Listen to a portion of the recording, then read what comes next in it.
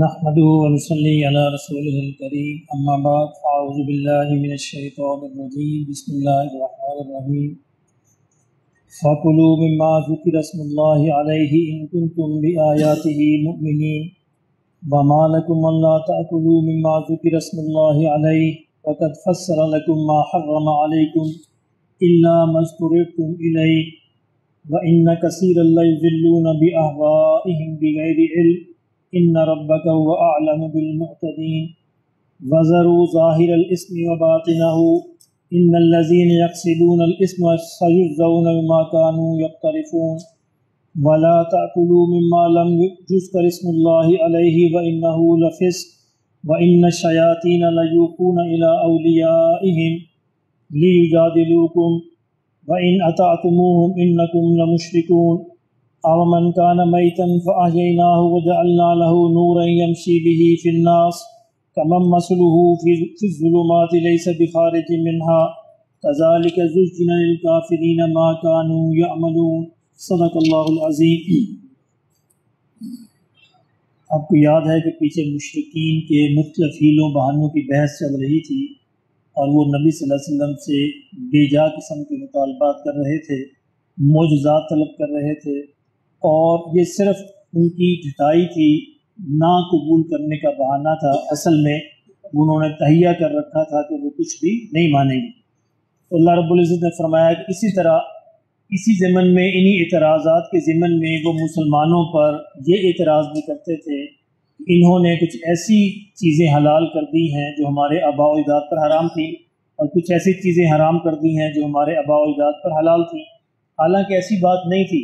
جو شریعت ابراہیم علیہ السلام اسماعیل علیہ السلام سے چلی آ رہی تھی، اس کے اندر جو تبدیلیاں انہوں نے کر دی تھی، نبی صلی اللہ علیہ وسلم نے قرآن مجید نے اس کو ٹھیک کیا تھا۔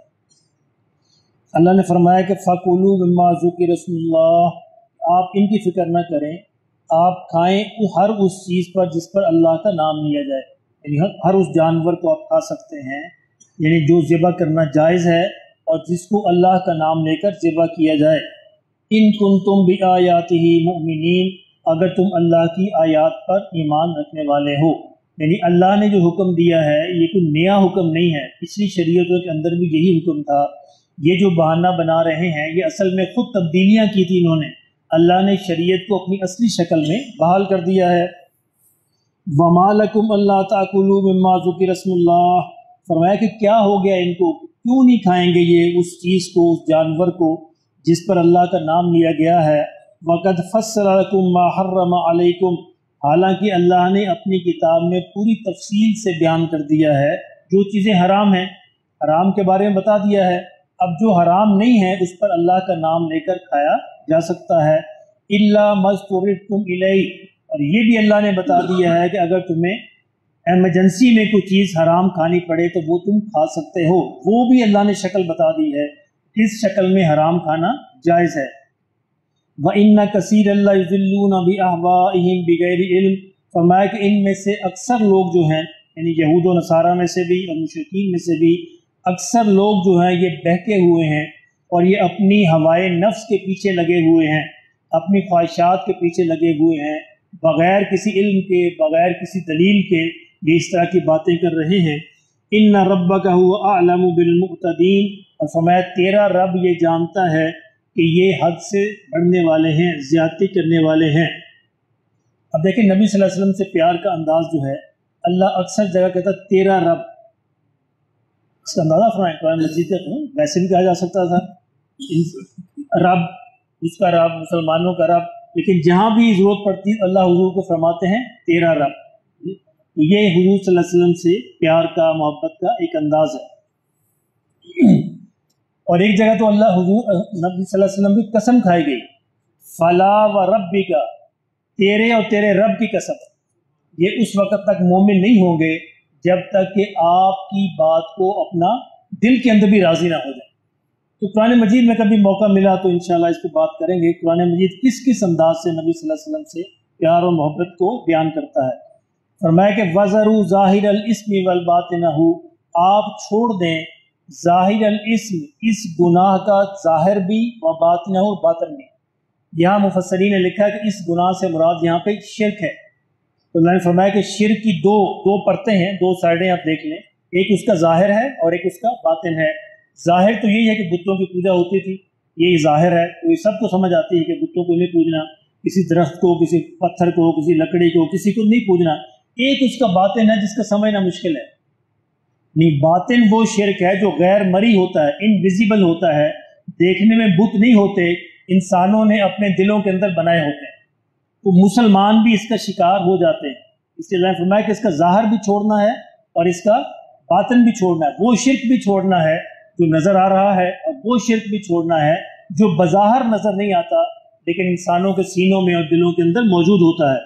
ان الذین یکسبون الاسم، فرمایا جو لوگ یہ اسم کمائیں گے، جو یہ اسم کمائیں گے، سیجزون بما کانوا یقترفون، آخرت میں ان کو اس کا پورا بدلہ دیا جائے۔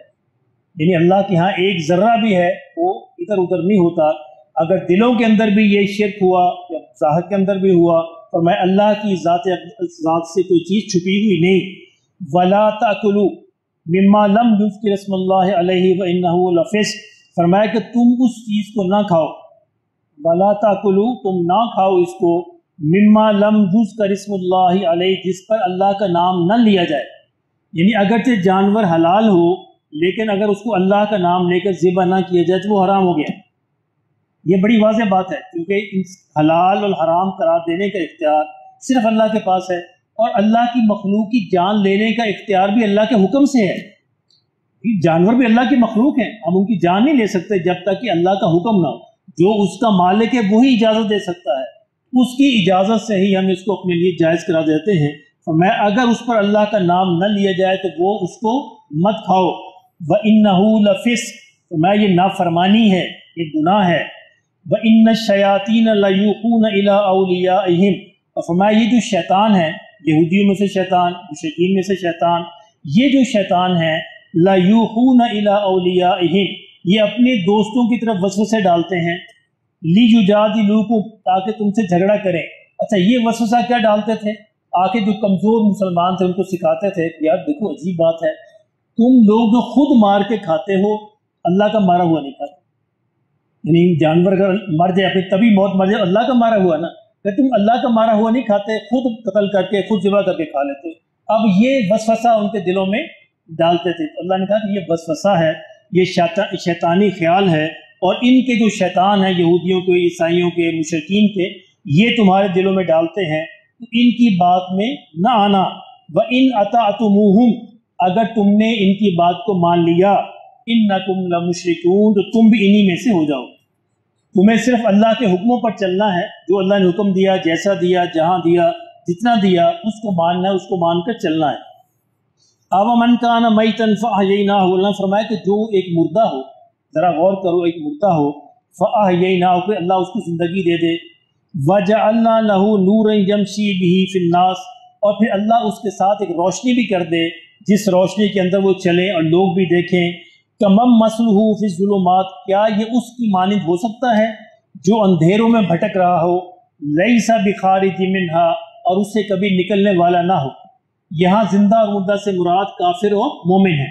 کافر کو اللہ نے مردہ قرار دیا اور فرمایا وہ اندھیروں کے اندر بھٹک رہا ہے، اس کو ایمان کی روشنی نظر نہیں آتی۔ فرمایا یہ اور ایمان والے برابر نہیں ہو سکتے، کیونکہ ایمان والے روشنی میں ہیں، ان کو سیدھی راہ نظر آ رہی ہے۔ تو یہ جو بھی کہیں ان کی بات نہ مانو، کیونکہ یہ مردہ ہیں اور اندھیروں کے اندر بھٹک رہے ہیں۔ كَذَلِكَ زُجِّنَ لِلْكَافِرِينَ مَا كَانُوا يَعْمَلُونَ، فرمایا اسی طرح کافروں کے لیے اللہ نے ان کی گناہوں کی بدولت، یعنی خود نہیں، گناہوں کی بدولت ان کے عمل کو خوبصورت بنا دیا ان کے لیے۔ اب دیکھیں جتنے بھی کافر ہوتے ہیں، مشرک ہوتے ہیں، جو بھی ہیں، ان کے پاس جسٹیفیکیشن موجود ہوتی ہے، دلائل ہوتے ہیں۔ آپ کسی سے بھی پوچھ لیں، وہ اپنے کفر پر ہونے کے بھی دلائل دے گا، وہ اپنے آپ کو جسٹیفائی کرے گا۔ فرمایا یہ جسٹیفیکیشن جو ہے اللہ کے حضور کچھ معنی نہیں رکھتی، کیونکہ اللہ نے انسانوں کے ان کی جو روایات ہوتی ہیں، ان کے جو عقائد ہوتے ہیں، ان کے جس کام کے پیچھے چلتے ہیں، وہ آہستہ آہستہ ان سے محبت ہو جاتی ہے، وہ پھر ان کو چھوڑنے کے لیے تیار نہیں ہوتے، اور اس کے لیے پھر وہ دلائل گھڑ لیتے ہیں۔ تو میں اسی طرح ان کافروں نے بھی دلائل گھڑ لیے ہیں، اس لیے آپ ان کے پیچھے نہ چلیں، بلکہ اللہ اور اللہ کے رسول کی بات کو مانتے رہیں، یہی روشنی ہے، اور دوسری طرف اندھیرا ہے۔ اللہ ہمیں بھی سمجھ نصیب فرمائے۔